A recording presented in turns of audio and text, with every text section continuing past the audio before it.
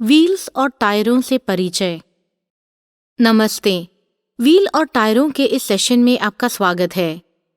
एक automotive service technician के रूप में आपका ऐसी परिस्थितियों से सामना होगा जहां आपको व्हील्स और टायरों पर काम करने की जरूरत होगी।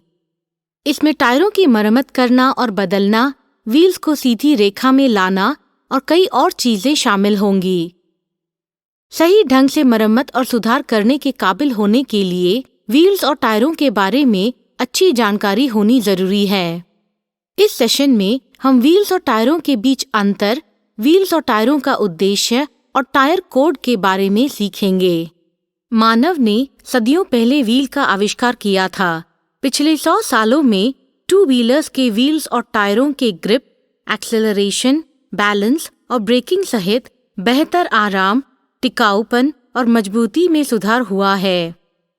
व्हील्स और टायर वाहन के भार संभालने के लिए एक साथ मिलकर काम करते हैं और एक आरामदायक सवारी का एहसास प्रदान करते हैं। व्हील झटके को कम करके सेकेंडरी शॉक एब्जॉर्बर के रूप में काम करता है। व्हील एक गोलाकार डिस्क या फ्रेम है जो एक केंद्र के चारों ओर घूमता है और जो वाहनों को जमीन पर आसानी से चलने में मदद करता है। वाहन के भार संभालने के लिए व्हील ज्यादातर मजबूत स्टील या मिश्र धातु से बने होते हैं। टायर एक व्हील की रिम से जुड़ा एक मजबूत, लचीला रबर केसिंग होता है। टायर सतह पर पकड़ प्रदान करता है और एक चलते वाहन के व्हील्स के लिए एक कुशन के रूप में काम करता है। टायर को वाहन के सबसे महत्वपूर्ण हिस्सों में से एक माना जा सकता है क्योंकि ये संभालने और एक्सेलरेशन से लेकर ब्रेकिंग और आरामदायक सवारी तक लगभग हर परफॉर्मेंस फैक्टर पर असर डालता है। व्हील्स और टायरों का जीवन बेहद कठिन होता है। टायर टू व्हीलर का वह एकमात्र पुर्जा है जो जमीन के संपर्क में आता है, लेकिन दुर्भाग्य से सड़कें उबड़ खाबड़ होती हैं और कभी कभार मुश्किल से ही कोई चिकनी सड़क मिलती है।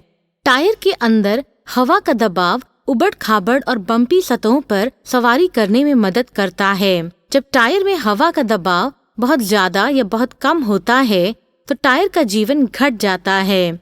आमतौर पर एक टायर प्रेशर गेज के इस्तेमाल से PSI में दबाव मापा जाता है जो पाउंड प्रति स्क्वायर इंच के समान होता है।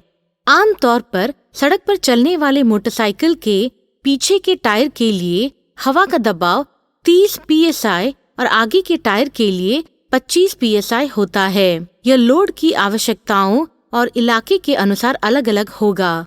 आइए अब देखते हैं कि टायर के निशान को देखकर एक टायर की पहचान कैसे की जाती है। हर टायर के साइड वॉल पर एक कोड होता है जो इसका प्रकार, साइज और परफॉर्मेंस दर्शाता है। इस बारे में सीखना टायर की सर्विसिंग करते समय उपयोगी साबित होगा। यह मिलीमीटर में मापा गया क्रॉस सेक्शन की चौड़ाई है। यहाँ पर क्रॉस सेक्शन की चौड़ाई 185 मिलीमीटर है। यह चौड़ाई और ऊंचाई के बीच का अनुपात है जिसे एस्पेक्ट रेशियो कहा जाता है। यहाँ एस्पेक्ट रेशियो 75 है। इसका मतलब है कि टायर की ऊंचाई टायर की चौड़ाई का 75% है।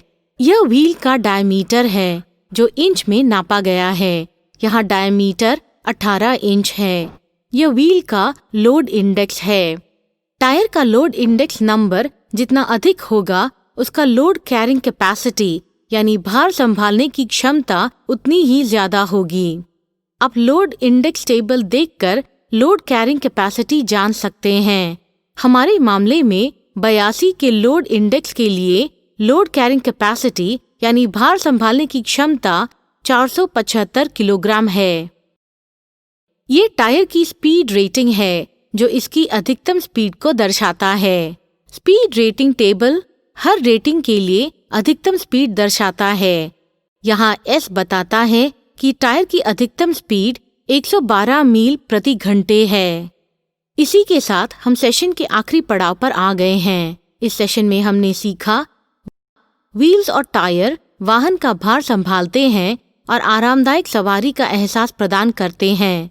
टायर में हवा का दबाव बहुत ज्यादा या बहुत कम नहीं होना चाहिए।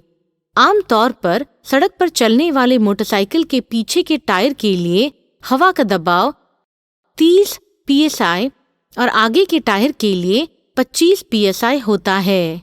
साइड वॉल पर मौजूद निशान क्रॉस सेक्शन की चौड़ाई, ऊंचाई और चौड़ाई का अनुपात, व्हील का डायमीटर, लोड इंडेक्स और स्पीड रेटिंग के बारे में बताता है। आशा है कि आपने इस सेशन का आनंद लिया होगा। धन्यवाद।